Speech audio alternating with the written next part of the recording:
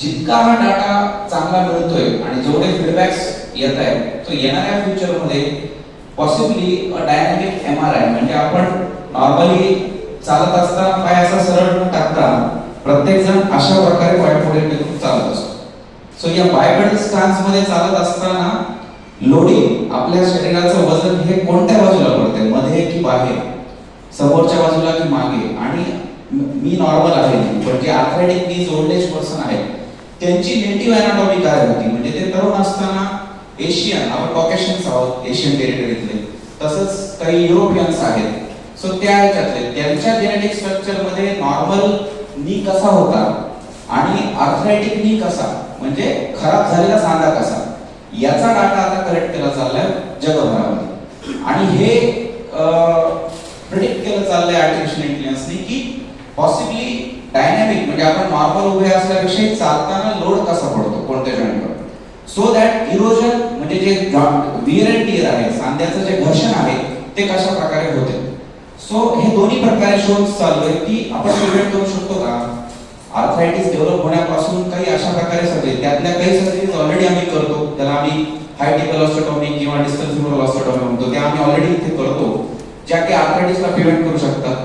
आणि जॉइंट रिप्लेसमेंटच्या सेक्टरमध्ये ऑलरेडी जर आर्थरायटिस झालेला आहे तर त्या आर्थरायटिसला टॅकल करण्यासाठी चांगला इम्प्लांट त्या पर्टिक्युलर व्यक्तीच्या गुडघ्याच्या संरचनेनुसार तो इम्प्लांट कसा चांगला बसवावा, कमीत कमी बोन लॉस करून. That is another point I want to emphasise की रोबोटिक तंत्रज्ञानाने जे बोन कट्स घेतले जातात ते फाईन असतात, त्याचा जो बर असतो मिलर तो एकदम फाईन असतो. सो तो मिलर कमीत कमी बोन कट करतो.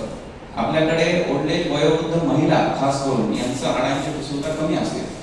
सो तुम्ही जास्त बोन कट्स घेतल्यामुळे लॉन्जिटिव्हिटी ऑफ दॅट इम्प्लांट, तो इम्प्लांट किती वर्ष टिकणार हा एक महत्त्वाचा प्रश्न आहे.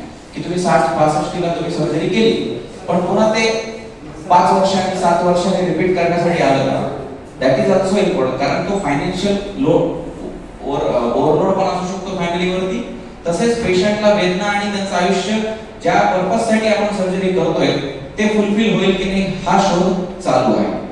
So that is a future of robotics. Artificial इंटेलिजन्सनी कमीत कमी बोन लॉस, अनाटॉमिकल इम्प्लांटची साईज म्हणजे ज्या प्रकारे आपला नॉर्मल नी आहे तो, आणि लॉन्जिटिव्हिटी कशी वाढेल आणि पेशंटची रिकव्हरी कशी फास्ट होईल, डायनॅमिकली तो किती ऍक्टिव्हिटीज करू शकेल तरी पण तो जास्तीत जास्त वर्ष टिकेल, अशा प्रकारचा शोध रोबोटिक्स मध्ये सध्या चालू. पहिला सरांनी जसा विचारला तसा पहिला प्रश्न की प्रत्येक सर्जन रोबोटिक टीकेआर करू शकतो का, किंवा प्रत्येक सर्जन कन्व्हेन्शनल टीकेआर म्हणजे नॉर्मल नी रिप्लेसमेंट करू शकतो. तर रोबोटिक असिस्टेड टीकेआर जे म्हणतात आपल्याला, तर तो प्रत्येक जण करू नाही शकत किंवा प्रत्येक ऑर्थोपेडिक सर्जन हा करू नाही शकत, त्यासाठी स्पेशलाइज ट्रेनिंग वगैरे लागते. तर त्यामुळे जी लोक ती स्पेशलाइज ट्रेनिंग घेऊन आलेली आहेत तर तीच लोक ते रोबोटिक गुडघे प्रत्यारोपण किंवा रोबोटिक जॉइंट रिप्लेसमेंट करू शकतात. आणि दुसरा प्रश्न म्हणजे की नॉर्मल कन्व्हेन्शनल नी रिप्लेसमेंटचे पेशंट्स आणि रोबोटिक ज्यांचं आपण केले नी रिप्लेसमेंट त्यांच्यामध्ये डिफरन्स काय आहे. तर माझे पेशंट सध्या इथे बसलेले आहेत, त्यांचं एक साईडचं आपण नॉर्मल नी रिप्लेसमेंट केलं होतं आणि आता आपण रोबोटिक नी रिप्लेसमेंट केलं. ते डिफरन्सेस तुम्ही त्यांना पण विचारू शकता. पण नॉर्मल जे त्यांचं नी रिप्लेसमेंट आपण केलेलं असतं तर नॉर्मल गुडघ्यापेक्षा रोबोटिकमध्ये रिकव्हरी फास्ट होत असते. तर ऑपरेशन नंतरचा पेन कमी होतो, ब्लड लॉस कमी होतो, त्यामुळे लवकरात लवकर पेशंटचा डिस्चार्ज पण होतो.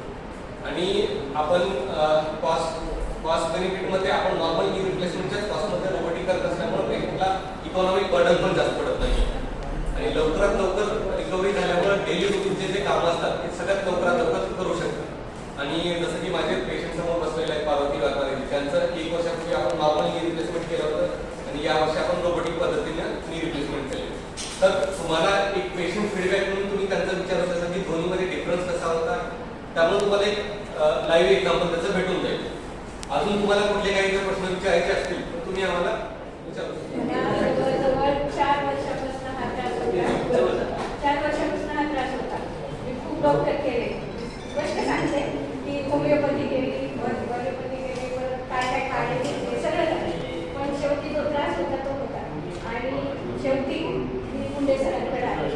मुंडे सरांनी माझी एवढी मानसिक तयारी करून घेतली की मी म्हणत होते नाही अजून काही होईल का, माझ्यात काही बदल होईल का.